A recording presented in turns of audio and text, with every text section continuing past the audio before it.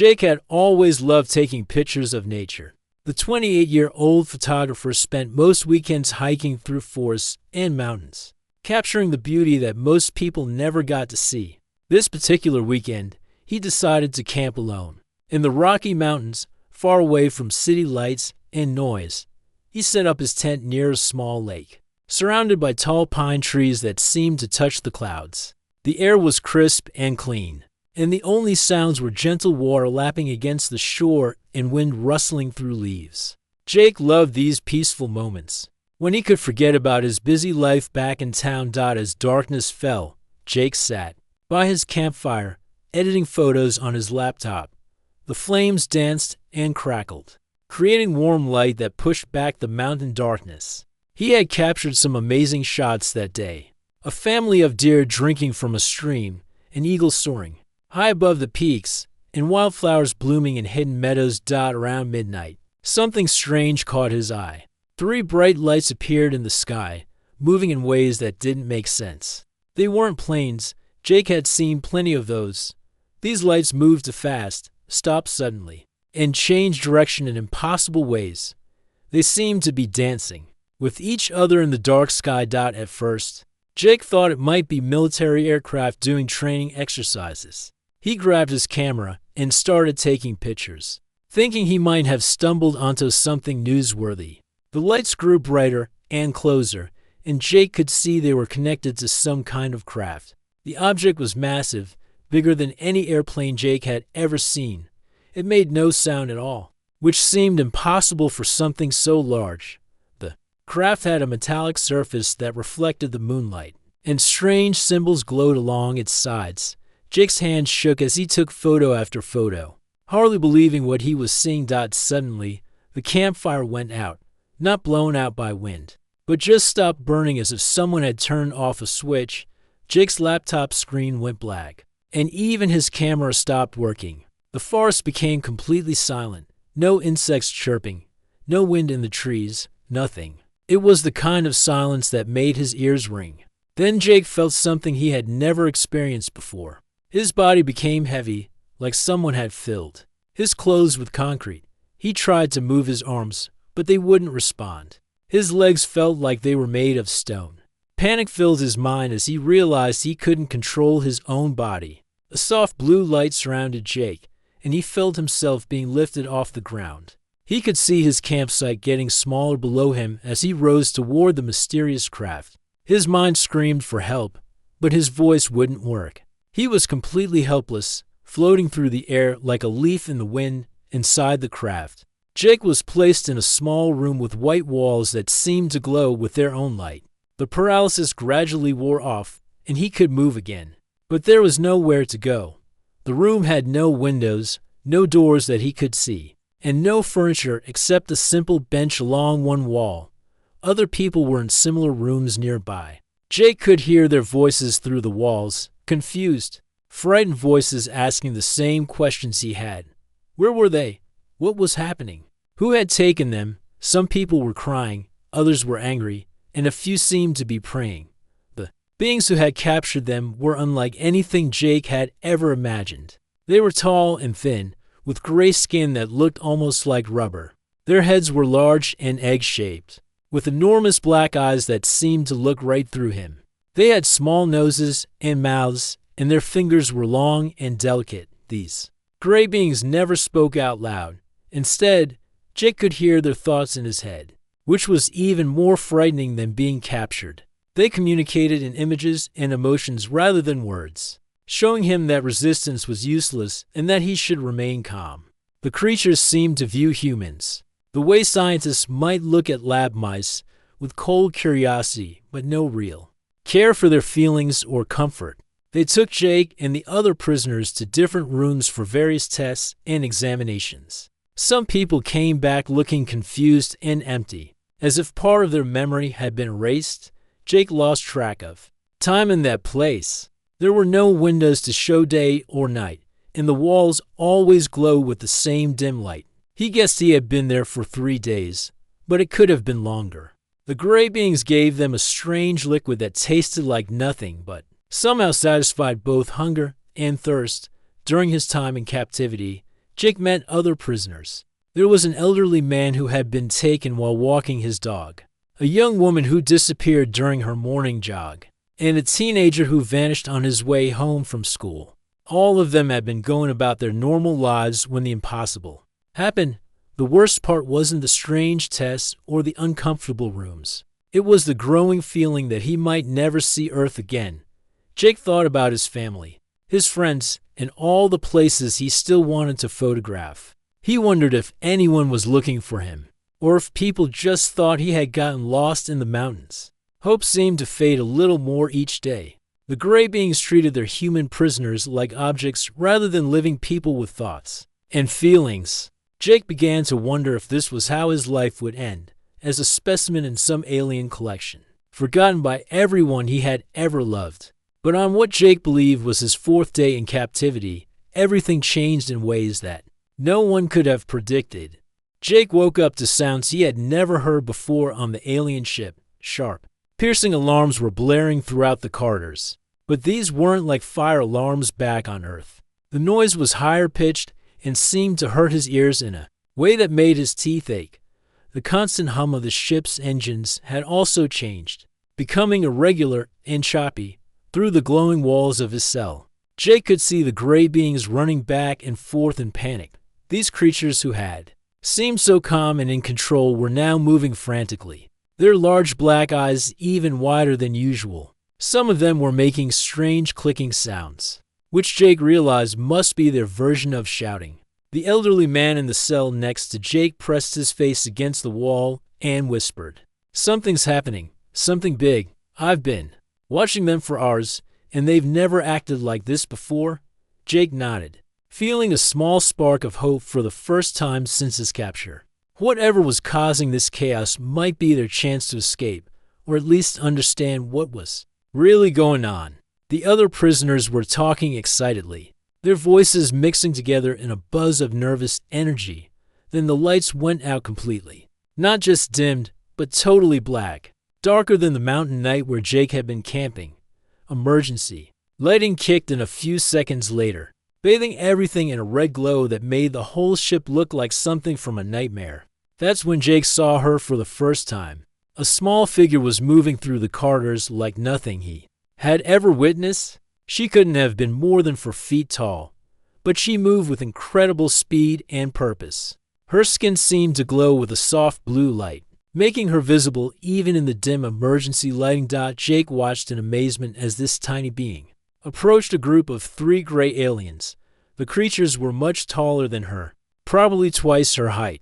But what happened next defied everything Jake thought he knew about physics and strength. The small blue figure raised her hand, and one of the gray beings simply collapsed.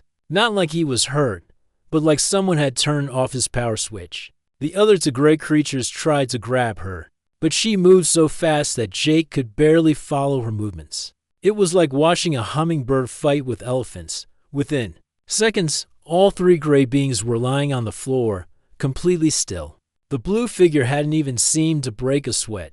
She looked at their bodies for a moment, then continued down the corridor toward the human holding area. As she got closer, Jake could see more details. She had long silver hair that seemed to flow like liquid metal, and her eyes were the most beautiful shade of purple he had ever seen. They were large like the gray being's eyes, but warm and full of intelligence rather than cold and empty. She wore what looked like jewelry, but Jake quickly realized these weren't decorations. The crystalline objects around her neck and wrists were glowing and humming with energy. These had to be tools or weapons of some kind. Technology so advanced that it looked like magic.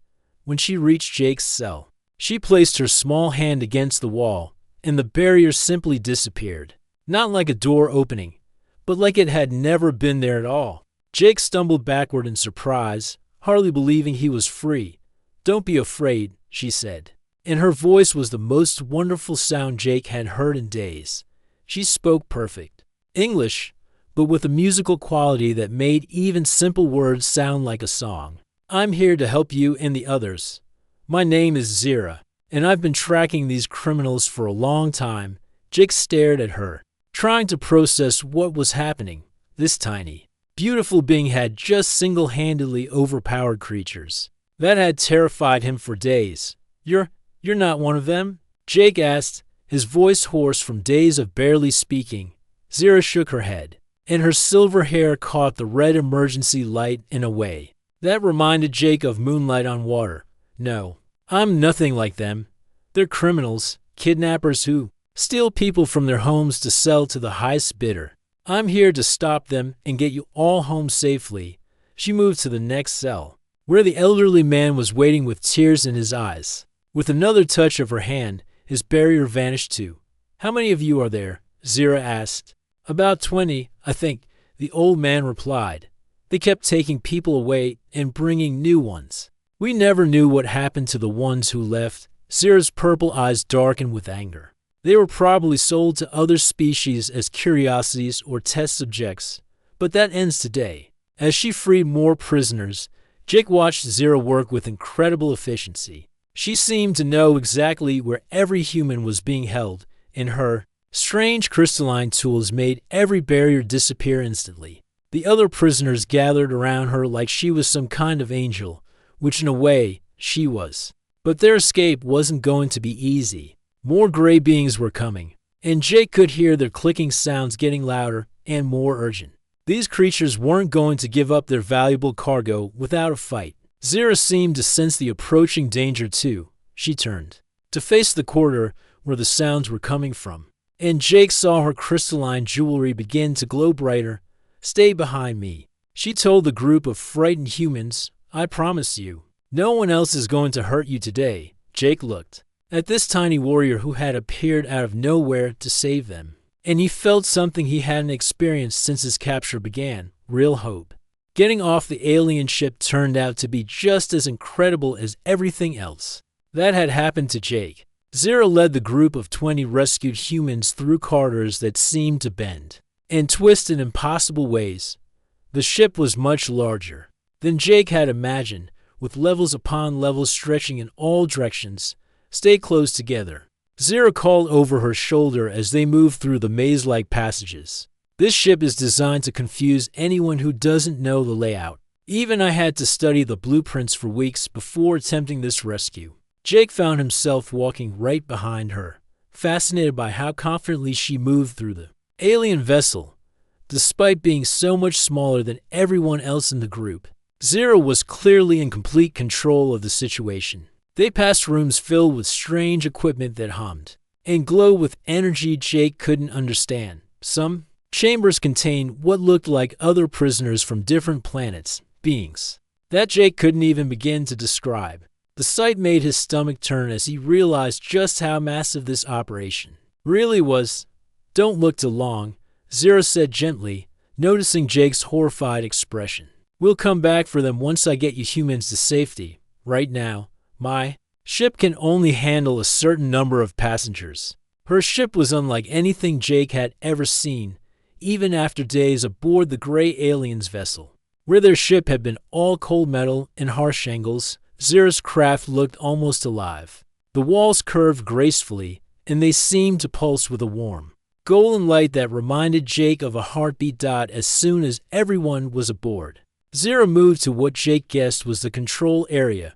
Instead of buttons and switches, she placed her hands on smooth, glowing surfaces that responded to her touch like they could read her thoughts. The ship lifted away from the gray alien's vessel so smoothly that Jake barely felt any movement.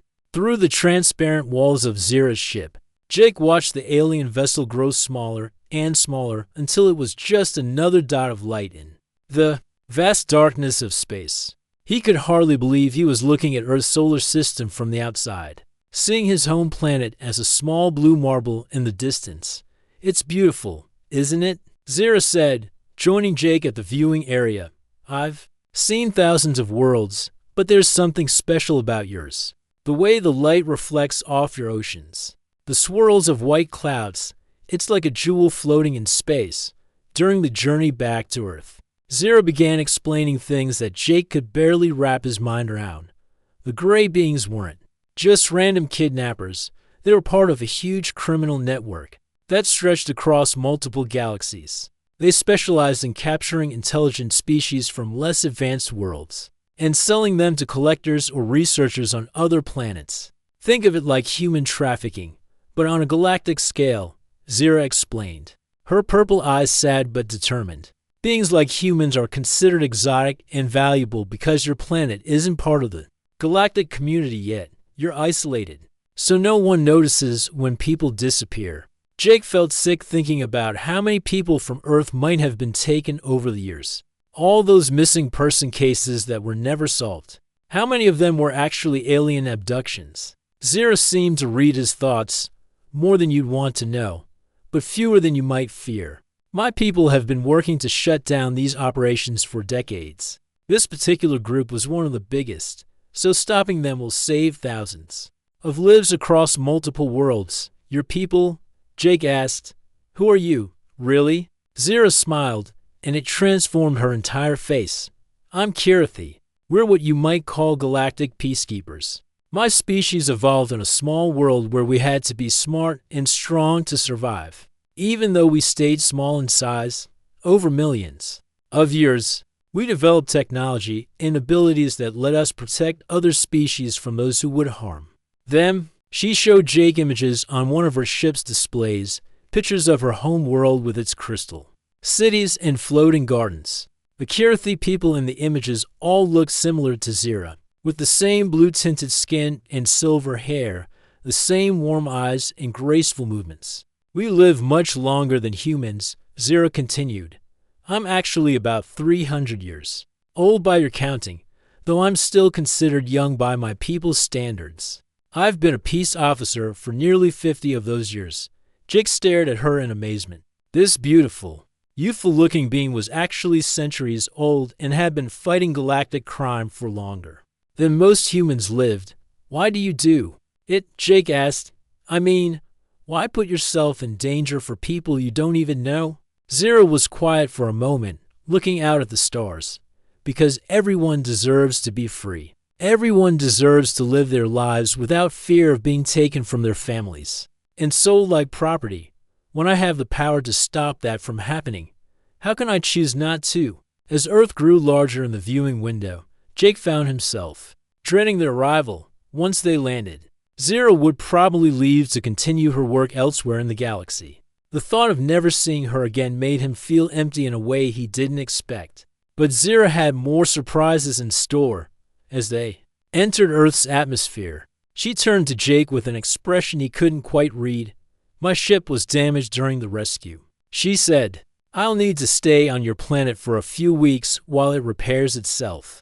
I hope that won't be a problem. Jake's heart jumped at the possibility of spending more time with this incredible being who had saved his life. He had no idea that those few weeks would change everything he thought he understood about love, life, and what was possible between two very different worlds. Jake's cabin in the mountains had never felt more alive than it did with Zira staying there. Her ship was hidden in a grove of pine trees behind his house, invisible to anyone who might pass by thanks to some kind of advanced camouflage technology that made it look like just another cluster of rocks and bushes. The first few days were awkward for both of them.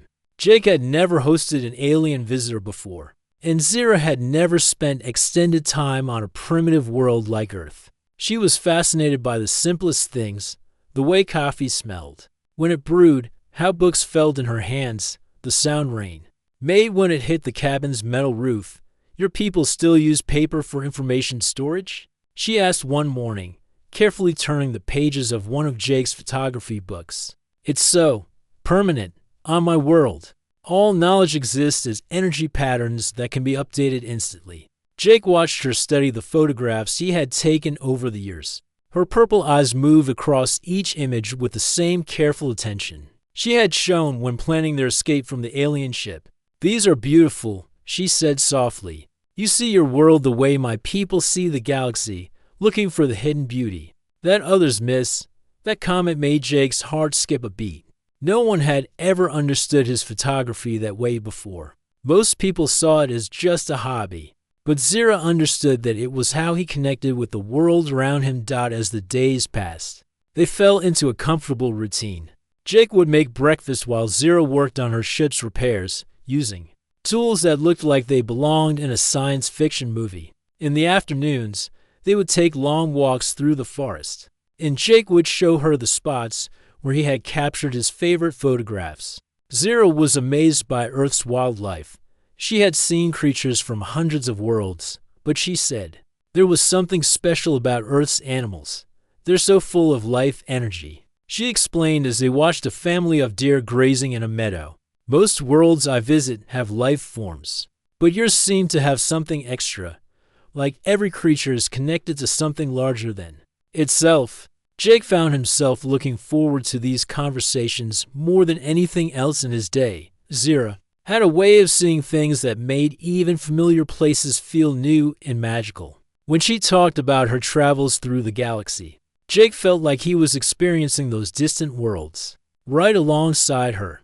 But it wasn't just her stories that drew him to her. Zero had a kindness that seemed to radiate from her very being. When she found an injured bird near the cabin, she spent hours healing it with one of her crystalline tools, refusing to leave its side until it could fly again.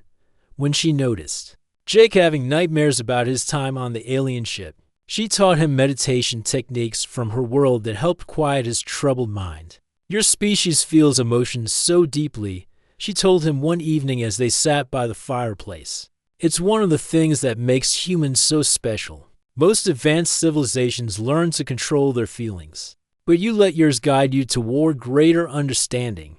Jake realized he was falling in love with her, which seemed impossible for about 1,000 different reasons. She was from another world, another species entirely. She had responsibilities that spanned the galaxy, while his life was centered around this small corner of Earth, even if she felt something for him too. What kind of future could they possibly have together? But late at night, when he caught her looking at him with those beautiful purple eyes, Jake wondered if maybe she was struggling with the same impossible feelings. One evening, while Jake was editing photos on his computer, Zira asked if she could try taking pictures herself. He showed her how to use his camera, and within minutes she was capturing images that took his breath away. She saw angles and compositions that would never have occurred to him, finding beauty in shadows and light patterns that his human eyes had missed completely. "This is how I want to remember Earth," she said, showing him a photo she had taken of the sunset through the cabin windows. "Not as a place I visited during a mission, but as a home where I discovered something I never expected to find." "What did you find?" Jake asked, though he hoped he already knew the answer. Zira set down the camera and looked directly into his eyes. "I found someone who sees the galaxy the way I do. Someone who understands that beauty and wonder exist everywhere, if you just know how to look for them." The space between them seemed to shrink as they sat there on the cabin's old couch, the fire crackling softly in the background. Jake had never wanted to kiss someone more in his entire life, but he held back, unsure if such things were even possible between their species. "Jake," Zira whispered, and the way she said his name made it sound like music. "I need to tell you something important." "What is it?" "My ship will be ready to leave in 2 days. Once I go, I don't know when or if I'll be able to come back to Earth." The words hit Jake like a physical blow. He had known this moment would come, but hearing it spoken out loud made it feel devastatingly real. 2 more days, and then the most incredible person he had ever met would disappear into the vastness of space. Probably forever, but Zira wasn't finished talking, and what she said next would change both of their lives in ways neither of them could have imagined. The last night before Zira was supposed to leave felt different from all the others. There was an electricity in the air, like the moments before a thunderstorm when you can feel something big is about to happen. Jake had barely slept, knowing that by tomorrow evening, the cabin would feel empty and his life would go back to the way it was before. Except now he would know what he was missing. They spent the day taking one final walk through the forest, visiting all the places that had become special to them over the past few weeks. Zira was quieter than usual, and Jake noticed she kept touching the crystalline pendant around her neck, something she did when she was thinking deeply about important matters. As the sun began to set, painting the sky in shades of orange and pink that reminded Jake of Zira's home world. They returned to the cabin. Jake started to make dinner, trying to act normal even though his heart felt like it was breaking. This was supposed to be their goodbye meal, and he didn't know how he was going to get through it. "Jake," Zira said suddenly, her voice more serious than he had ever heard it. "Before I leave, there's something I need to ask you. Something I've never asked anyone before." He turned away from the stove to look at her. She was standing by the window, silhouetted against the dying light, and she looked more beautiful than ever. But there was something nervous in her expression, something almost vulnerable that he had never seen in this confident, powerful being. "What is it?" Jake asked, moving closer to her. Zira took a deep breath, and her hands were actually shaking. "Slightly. My people have a tradition that most other species don't understand. We call it soul binding, and it's the deepest connection to beings can share." Jake's heart started beating faster. He had no idea where this conversation was going, but something told him it was going to change everything. Soul binding isn't like marriage the way humans understand it, Zira continued.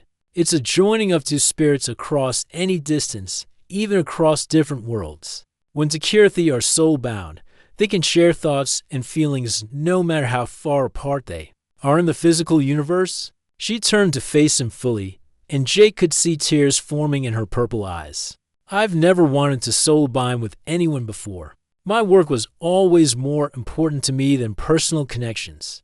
But being here with you, seeing Earth through your eyes, learning to understand human emotions," Zira's voice broke slightly, and Jake reached out to take her small hands in his. They were warm and soft, and he could feel them trembling. "I don't want to leave you behind," she whispered. "I don't want to spend the rest of my very long life knowing that the person who taught me what love really means is living on a distant planet, while I travel through the cold darkness of space." Jake felt like his world was tilting on its axis. Was she saying what he thought she was saying? "The thing is," Zira continued, "soul binding has never been attempted between a Kirathi and a human before. We don't know if it would work, or what it would mean for both of us. It could be dangerous. It could change you in ways we can't predict." She looked up into his eyes, and Jake saw all the love and hope and fear that she had been carrying inside her for weeks. "But if you're willing to try, if you're willing to take that risk with me, then I want to ask you the question that could bind our souls together forever." Jake could barely breathe. Everything that had happened to him, the abduction, the rescue, these incredible weeks with Zira, it had all led to this moment. The woman he loved was offering him a connection that went beyond anything humans had ever experienced. "What would it mean?" Jake asked. "If it worked, what would happen to us?" Zira smiled through her tears. "It would mean that no matter where my duties take me in the galaxy, part of me would always be here with you, and part of you would travel with me to worlds you've never imagined. We would share each other's joys and sorrows, each other's dreams and memories. You would become my anchor to Earth, and I would become your window to the stars." Jake thought about his quiet life as a photographer, spending his days alone in nature, capturing beauty but never really sharing it with anyone who truly understood.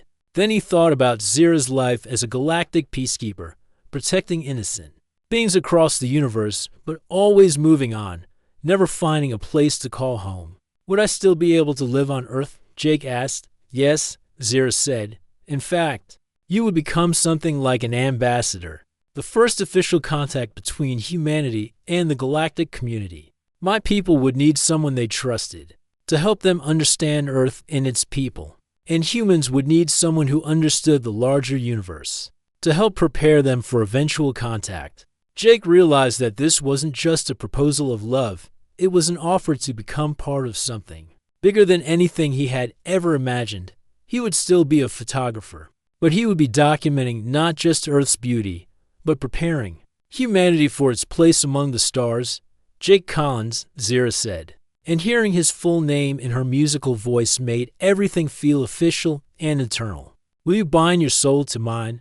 Will you become my partner not just in love, but in the work of protecting innocent life throughout the galaxy?" Jake looked into her purple eyes and saw his future reflected there, a future filled with love that spanned worlds, adventures beyond his wildest dreams, and the chance to help bridge the gap between humanity and the vast community of intelligent life that filled the universe. There was really only one answer he could give. Yes, Jake said, and the words seemed to echo through the cabin and out into the starlit sky beyond. Yes, I want to bind my soul to yours. Zira's face lit up with pure joy, and she threw her arms around him. As she did, her crystalline pendant began to glow with warm, golden light, and Jake felt something wonderful and strange happening to his heart, like it was expanding to hold not just his own love, but love enough for an entire galaxy full of stars.